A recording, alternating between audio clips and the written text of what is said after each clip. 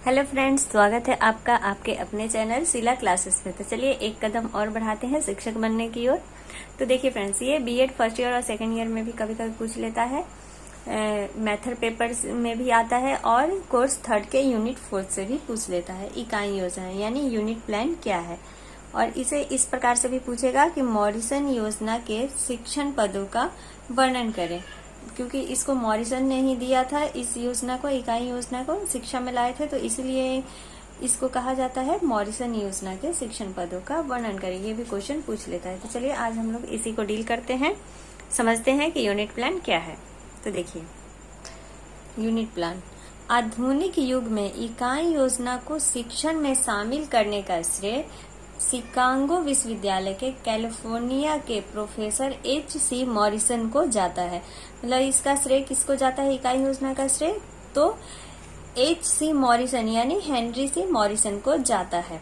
सामान्य अर्थों में इकाई योजना वह योजना निर्माण है जिसमें पाठ्यक्रम से संबंधित किए जाने वाले कार्य अध्यापक छोटे छोटे भागों में बांट देता है।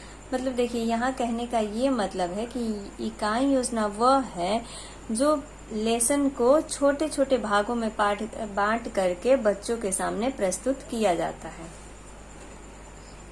देखिए, जैसे किसी भी विषय वस्तु के एक इकाई को उप इकाई में बांटकर उस इकाई को पढ़ाने की जो योजना है उसे ही क्या कहते हैं, इकाई योजना कहते हैं।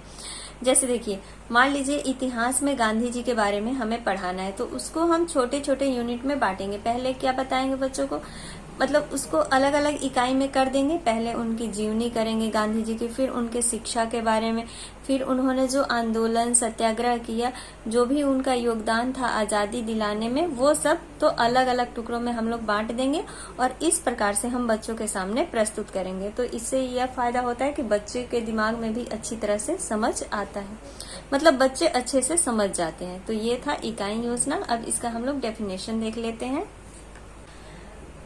डेफिनेशन अकॉर्डिंग टू प्रेस्टन, यानी प्रेस्टन के अनुसार। प्रेस्टन क्या कहते हैं कि एक इकाई से संबंधित विषय वस्तु का विद्यार्थी द्वारा एक निश्चित समय में आत्मसात किया जाने वाला भाग है। मतलब इनके अनुसार कि इकाई योजना वह है जो विषय वस्तु द्वारा एक निश्चित समय में जिसे विद्यार्थी ग्रहण करते हैं, उसी को ये क्या कहे हैं, इकाई योजना कहे। दूसरा डेफिनेशन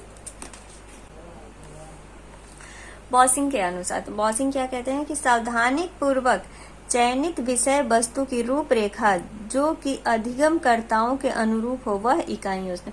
इनका कहना है कि मतलब जो विषय वस्तु, जो सावधानी पूर्वक जो चुनी हुई विषय वस्तु की रूपरेखा है जो अधिगमकर्ताओं के अनुरूप हो, मतलब उन्हीं की रुचि के अकॉर्डिंग हो, जो सीखने वाले हैं उनके अकॉर्डिंग हो, वही इकाई है।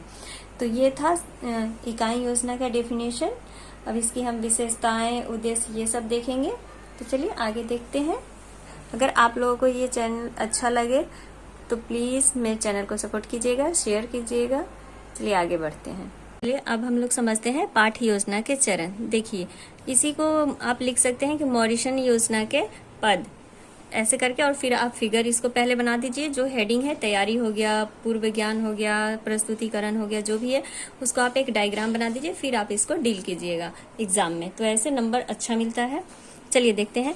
इकाई योजना के निम्नलिखित चरण है। पहला चरण क्या है, तैयारी। देखिए, अध्यापक को कक्षा में जाने से पहले इकाई योजना तैयार कर लेनी चाहिए। मतलब एक अध्यापक अगर स्कूल में जा रहा है तो उसको ये इकाई योजना प्लान कर लेना चाहिए कि आज बच्चों को किसके बारे में पढ़ाना है। मतलब जो भी विषय से संबंधित जो उसको प्रकरण पढ़ाना है, टॉपिक पढ़ाना है, उसको छोटे छोटे टुकड़ों में बांट लेना चाहिए जिससे कि बच्चे आसानी से समझ सके।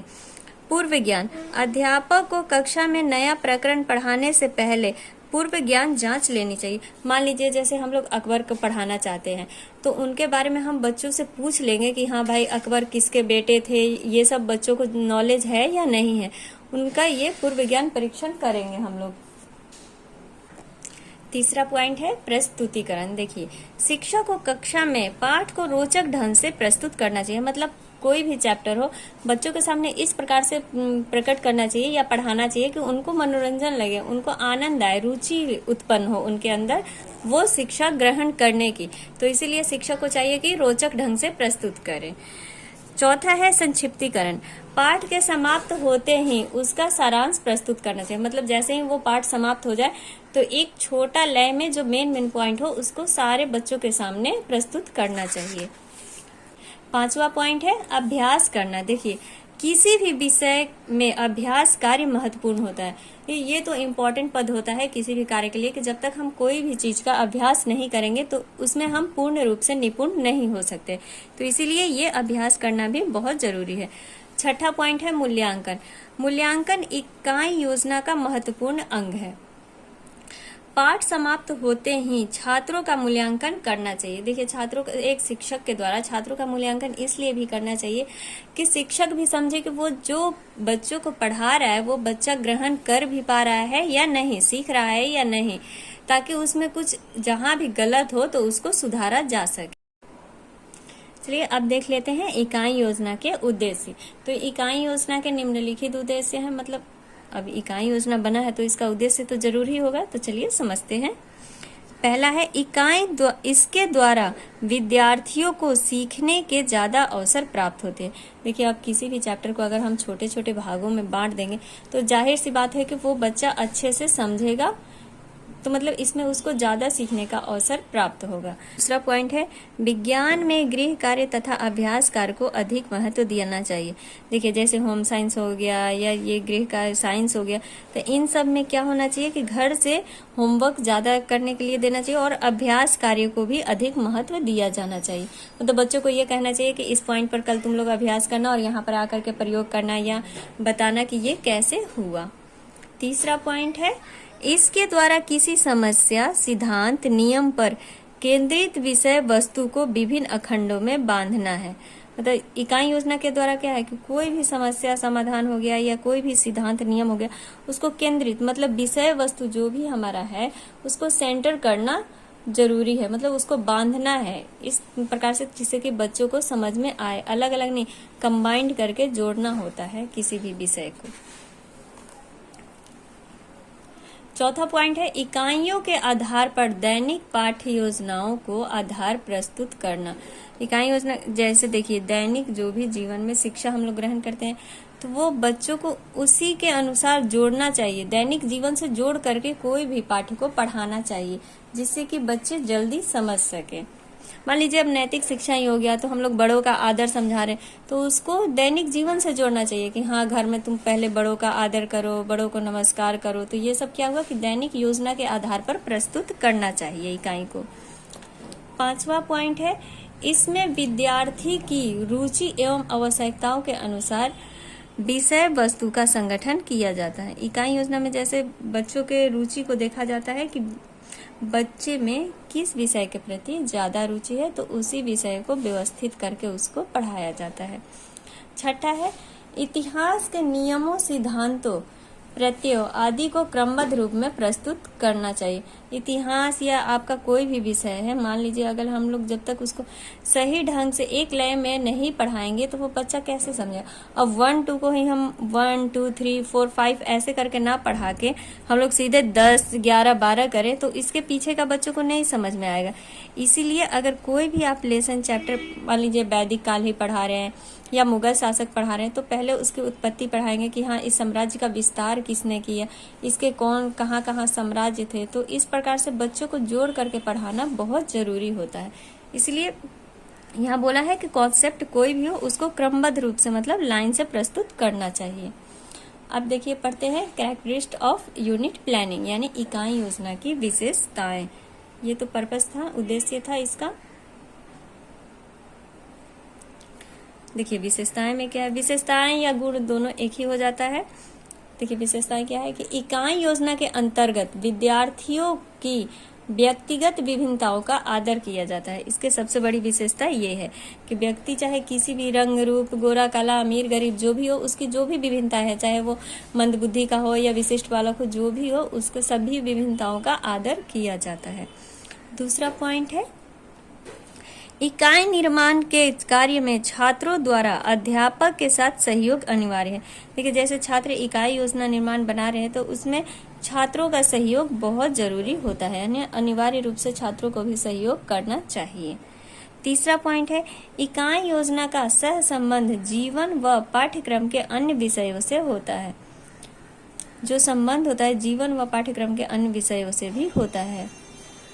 पॉइंट है एक अच्छी इकाई योजना धन व समय की दृष्टि से कम व्ययी होती है। मतलब जो अच्छी योजना होगी ना वो धन एवं समय की दृष्टि से क्या होती है कि कम खर्चीली होती है। नेक्स्ट पॉइंट है इकाई पद्धति विद्यार्थियों के ज्ञान का विस्तार करती है। जो इकाई पद्धति है इकाई योजना है वो क्या करती है विद्यार्थियों के ज्ञान का विस्तार करती है। पांचवा है इसके द्वारा विषय वस्तु का संगठन अच्छी प्रकार से होता है। मतलब इकाई योजना के द्वारा क्या होता है कि किसी भी विषय को ऑर्गेनाइज करने में सहयोग मिलता है। मतलब अच्छे प्रकार से वो ऑर्गेनाइज हो जाता है। नेक्स्ट पॉइंट है इकाई योजना की सीमाएं या दोष। मतलब जहाँ गुण है वहाँ दोष भी है, तो चलिए दोष भी देख लेते हैं। इकाई योजना तैयार करना एक कठिन कार्य है। ये सही बात है। इकाई योजना मतलब उसको अलग अलग भागों में बांटना, उसके लिए समय भी चाहिए, मेहनत भी चाहिए और मतलब एकांत चाहिए जिससे कि अच्छे से इकाई योजना तैयार किया जा सके। दूसरा पॉइंट है इसमें अत्यधिक परिश्रम व समय लगता है। ये बात भी सही है। तीसरा है इसके लिए अनुभवी परिश्रमी कुशल शिक्षक की आवश्यकता होती है। ये बात सही है। देखिए जब कोई शिक्षक अनुभवी और जो ट्रेनिंग लिए हुए होगा वही शिक्षक इसका उपयोग कर सकता है, वरना जो इसको जानेगा ही नहीं वो कैसे उपयोग करेगा कि इकाई योजना आखिर होता क्या है, इस कहते किसको है। चौथा है छोटी कक्षाओं में मूल्यांकन कार्य संभव नहीं है। ये भी सही है कि जो छोटी कक्षाएं होती है वहां पर मूल्यांकन करना संभव नहीं हो पाता है। वहाँ बच्चे छोटे छोटे बच्चों का हम लोग मूल्यांकन क्या करेंगे, वहाँ तो अभी उन लोगों का माइंड ही विकास हो रहा है, अभी तो वो सीख रहे हैं, तो इसीलिए छोटे बच्चों में मूल्यांकन करना कठिन होता है। तो आई होप आप लोगों को ये इकाई योजना पसंद आया होगा। अगर पसंद आए समझ में आए तो प्लीज़ मुझे सपोर्ट कीजिए, लाइक सब्सक्राइब करें और कमेंट्स में जहाँ कमी हो ज़रूर लिखें। Thank you.